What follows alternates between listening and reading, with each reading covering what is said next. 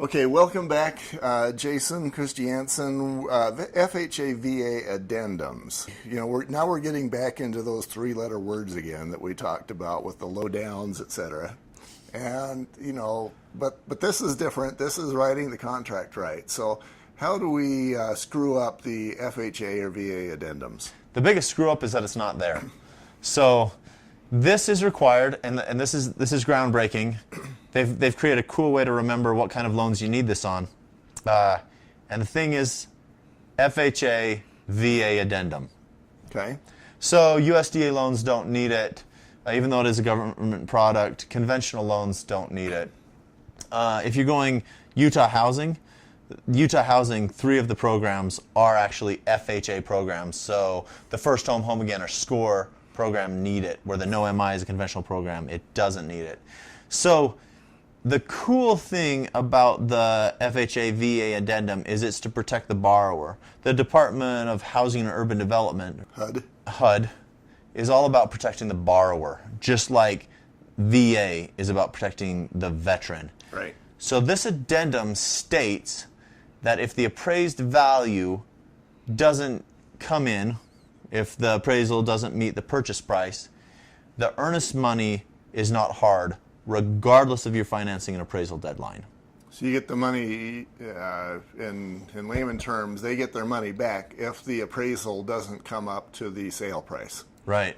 So this is actually really fantastic, especially like on VA loans, when the appraiser has 15 days to complete the appraisal from the time it's ordered. Sometimes the contract deadlines don't allow that. Things take too long, or if there's other holdups, there's problems, there's issues there. We actually had a deal happen where the appraised value came in low.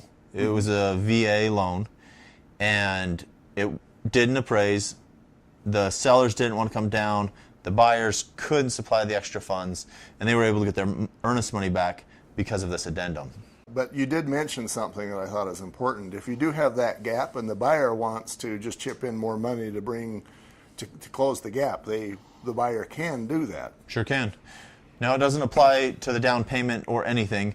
So if you're wanting to buy a home at $250,000, it appraises for $245,000.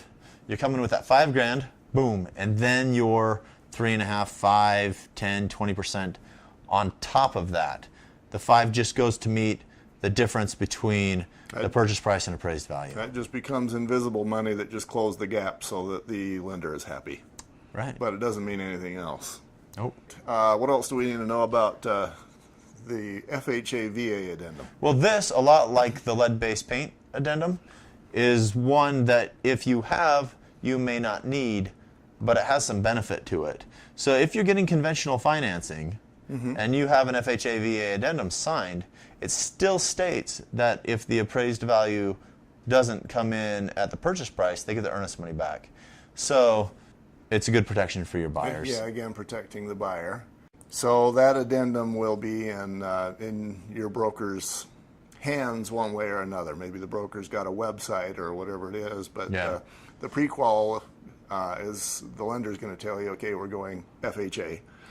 And then you got to find that FHA addendum and fill that out. Right. The other thing is this is the FHA VA addendum. This isn't addendum 1, 2, 3, 5, 8. Right. It's sorted by the date, which you get it, and the number of the addendum, as it were, is FHA VA. So if you do decide that this is addendum 1 or whatever, make sure you write at the top the number of addendum that you want it to be in the sequence of addendums. Otherwise, it just stays the FHA VA addendum. Okay.